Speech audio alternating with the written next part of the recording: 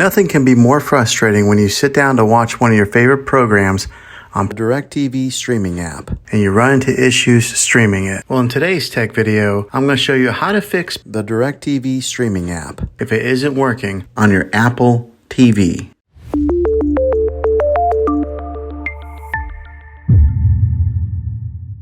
Let's see if we can fix your problems and get your DirecTV streaming app back up and running as quickly as possible. The first one, it's the easiest one to try, and that's to unplug your TV from the wall outlet and wait 60 seconds. Now don't be impatient here, wait the whole 60 seconds, then plug it back in. This is very different from turning your TV on and off with your remote control. This is what we call a hard reset of your TV, so make sure you do this method. If that doesn't work, then find your router that is giving you Wi-Fi and unplug the power to that for 60 seconds. Then plug it back in. If it fixes it, great. If not, let's go ahead and move on to the next method. Try deleting the DirecTV streaming app on your TV. Go to wherever the apps are located on your system and remove the app altogether. Then reinstall the DirecTV streaming app again. After you reinstall it, you might have to log back in with all of your credentials, but hopefully this will work. And if that doesn't work, then I recommend buying an affordable Roku stick, Fire Stick, or Apple TV 4K and plug that into your TV and use that as your main streaming player. And you'll be able to access the DirecTV streaming app that way. I'll put links in the description down below of where you can get one. Well, hopefully this video was helpful for you.